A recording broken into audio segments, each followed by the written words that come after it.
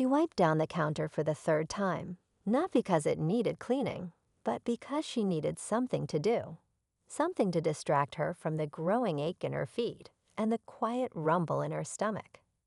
It was just past midnight, and the last customer had already left.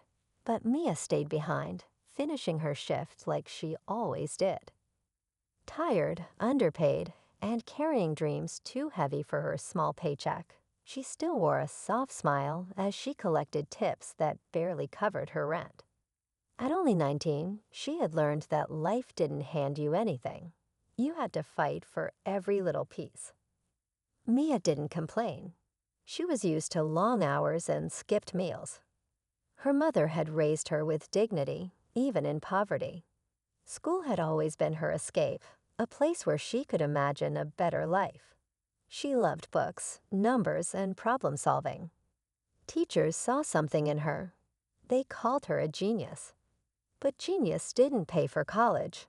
And with no father in the picture and her mother battling chronic illness, Mia quietly put her dreams on hold to keep the lights on at home. That night, as she swept the floors of the dusty diner, she had no idea that someone was watching her from the corner booth, a man who'd come in quietly, ordered only coffee, and stayed for hours.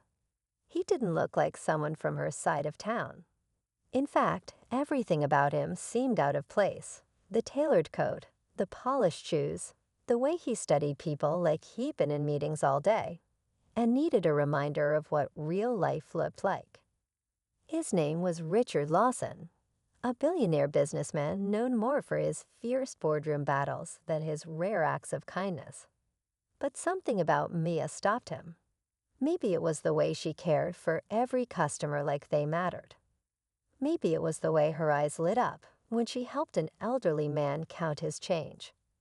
Whatever it was, that night, something in him shifted. He left quietly, but not without leaving something behind. A simple business card and a note that read, "Asterisk, you deserve a chance. Call this number." Asterisk. Mia stared at the card for hours that night, torn between disbelief and hope. Was this real? Could her life change overnight? She didn't know it yet, but that one moment would shape her entire future. Years later, with her life transformed and success finally hers, Mia would stand before a crowd, holding something in her hand that would change another young life. But who she was about to meet would take her right back to where it all began. The ballroom was quiet for a moment, just before the applause. Mia stood at the podium, her hands slightly trembling, not from nerves, but from the weight of what this night meant. She wore a sleek, simple dress, nothing too flashy. That had never been her style. Around her, wealthy donors and well-dressed guests filled the room, waiting to hear her speak. But in her heart, she was still that same girl from the diner, wiping down tables and chasing hope in silence. She took a breath and looked out over the crowd. Her eyes landed on the front row, where a young girl sat, wide-eyed, nervous, probably wondering what she was doing in a place like this. Mia smiled softly. She saw herself in that girl, same worn shoes, same guarded eyes, same quiet hunger for something more. It had been 10 years since Mia made that phone call. She remembered her hand shaking as she dialed the number, the disbelief in her voice when someone answered and told her it wasn't a prank. Richard Lawson had really meant what he said. Days later, she was sitting in a downtown office she never thought she'd step foot in, across from the man who would change her life. Richard didn't sugarcoat things. He said he saw potential, but potential meant nothing without hard work. He told her he was offering her a full scholarship, not just of any college, but one of the most prestigious in the country. He would cover everything: tuition, books, housing, even a small living stipend. In return, she had to promise one thing: when she made it, she had to find someone else like her and do the same. Mia worked harder than ever. The classes were tough. The culture shock even tougher. She often felt like an outsider, surrounded by people who came from money, who never had to worry about bills or skipping dinner. But she never gave up. She studied late, worked weekends, and never forgot where she came from. Now, years later, she had built something of her own. She was no longer just the girl who got lucky. She was a successful entrepreneur, a voice in her community, and tonight, the founder of her own scholarship foundation. But even with all her achievements, something still haunted her. She hadn't forgotten the promise she made. And tonight, she was finally keeping it. What Mia didn't know was that the girl she chose wasn't just another struggling student. There was something hidden behind those eyes, something that would pull Mia into a past she thought she'd left behind forever. The girl's name was Leela.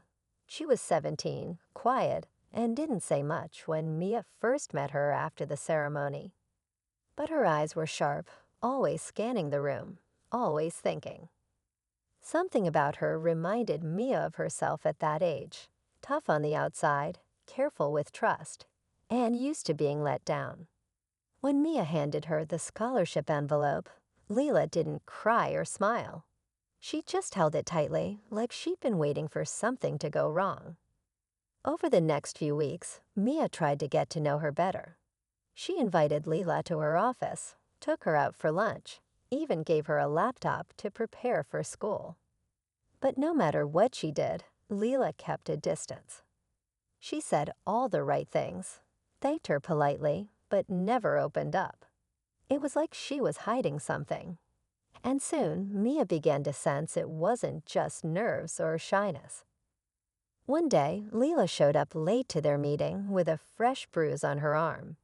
She brushed it off quickly, said she fell, that it wasn't a big deal. But Mia knew better. She'd seen that kind of silence before. It was the kind that came from fear. She remembered how her own mother had covered bruises with makeup and excuses. That memory hit her harder than she expected. Mia started to ask more questions, gently, carefully. But the more she asked, the more Leela pulled away. Meanwhile, pressure was building from another direction. Richard Lawson, now retired, had been following Mia's work from afar. He called her one evening, his voice serious. "Be careful," he said. "Not every story ends like yours. Don't let your past make you blind." Mia didn't fully understand what he meant, but the warning stayed with her. Digging a little deeper, Mia started making calls, asking about Leela's background. She reached out to her school, tried to connect with any relatives. What she found was vague at best, missing records, no father listed, and a mother who had disappeared months ago. Leela was technically under the care of an older cousin, someone with a history of run-ins with the law. Mia's concern turned into quiet alarm. At the same time, Leela had begun to ask strange questions. She wanted to know about Mia's past, not just the scholarship or her career, but things Mia rarely talked about. Things she hadn't shared publicly. It was subtle at first, but then came the moment that made Mia's stomach turn. Leela asked her, almost too casually, "Do you ever think about the people you left behind?" The question lingered, heavy and unspoken, because Mia had. And now it seemed one of them might be standing right in front of her. Mia couldn't sleep. That one question from Leela kept echoing in her head. Asterisk, do you ever think about the people you left behind? Asterisk, it wasn't just a question. It felt like a challenge, or maybe a warning. Something about it unsettled her in a way she couldn't explain. She tried to brush it off, telling herself Leela was just curious, maybe even resentful. That wouldn't be a surprise. But the way she said it, there was something deeper, something personal. The next day, Mia visited the diner. Not the new kind she ate at now, but the old one, her old job. It was still there, still run down, still full of memories. The new waitress didn't recognize her, but a few regulars did. She sat in the same booth where Richard had first seen her all those years ago. She needed to ground herself, remember who she was before everything changed. But even that comfort felt distant. Her phone buzzed. A text from her assistant. Asterisk, you need to see this asterisk. It was a social media post. A blurry photo of Mia and Leela at the scholarship event, but the caption wasn't congratulatory. It hinted at favoritism. A few anonymous comments suggested Leela had a special connection to Mia. One even claimed they looked alike. Mia's heart sank. That wasn't the kind of attention she needed. She'd worked too hard to build this reputation on integrity and truth. She went back through the files, revisiting Leela's background. She pulled every document, every record. Then she noticed something strange. Leela's birth certificate had no listed father. The date of birth caught her eye. It aligned too closely with a time in Mia's life she rarely let herself remember. A time before the scholarship. A time when she was truly alone, scared, and made a decision she never told anyone about. Maya's mind raced. Could it be? Was Leela more than just a random scholarship pick? She remembered the girl's sharp eyes, the way she watched her, studied her. The bruises, the distance, the questions. It all started to add up, but the truth was too big to believe without proof. Still, a part of her already knew. She called Richard again. His voice was firm. I was wondering when you'd figure it out, he said quietly. But if you're going to go down this road, be ready. The past doesn't let go easy. Later that night, Mia found Leela waiting outside her building. She wasn't smiling. She looked cold, distant. And in her hand was a worn photograph, one Mia hadn't seen in almost 2 decades. Leela held it up, eyes locked on hers. Tell me the truth, she said. All of it. And Mia knew. This was the moment everything would change. Mia stared at the photo in Leela's hand, her breath catching in her throat. It was old, creased at the corners, the colors faded, but she knew it well. It was a photo taken in a hospital room. Mia, barely more than a teenager, holding a newborn wrapped in a thin blanket. A nurse smiling in the background. That picture had been taken hours before she'd made the hardest decision of her life. And no one was supposed to have it. How did you get this? Mia asked, her voice barely above a whisper. Leela didn't answer right away. She just kept her eyes on Mia's face, searching for something, recognition, regret, maybe even guilt. I found it hidden in my cousin's drawer, she finally said. He never talked about where I came from. But I knew something wasn't right. After the scholarship, I started digging. And I found her things, including this. Maya's knees felt weak.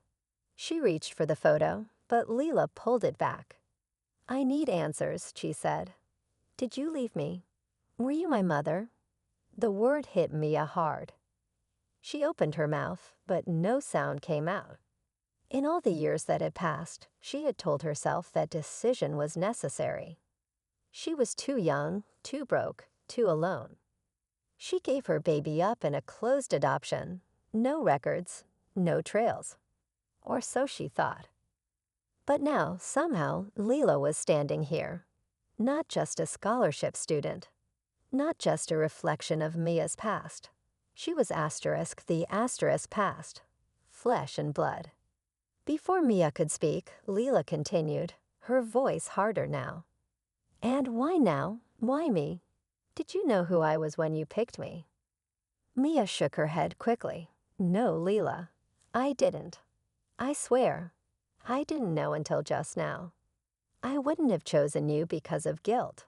I would have told you the truth. Leela didn't look convinced. And then she dropped another piece Mia wasn't ready for. You're not the only one who's been watching, she said. There's someone else. Someone who's been following both of us. He knows everything. Maya's heart pounded. Who? Leela hesitated. My cousin. The one who raised me. He's not just angry I left. He wants something. He says you owe him. that he kept your secret all these years. The air turned cold. Now it wasn't just a reunion. It was blackmail. A secret on the verge of being exposed. And someone from Mia's past, someone who knew the truth, was ready to burn everything down if she didn't play by his rules. Mia stood frozen in the doorway, heart pounding as Leela's words sank in. The cousin, he had kept her secret all these years, and now he was using it as a weapon. Every part of her past she'd worked to protect, to bury, was now unraveling. And worst of all, the daughter she never got to raise was caught in the middle of it. "Where is he now?" Mia asked, her voice low. Leela looked down. "He said he wants to meet you. Tomorrow. Alone. Or he goes to the press with everything. Your scholarship, the adoption, your past." Mia didn't answer right away. She walked past Leela, staring out the window of her apartment. City lights blinked in the distance. Everything she had built, her foundation, her reputation, her quiet success, was suddenly one step away from collapse. But more than that, this was about Leela. About the life she never got to explain. The silence, the absence, the truth.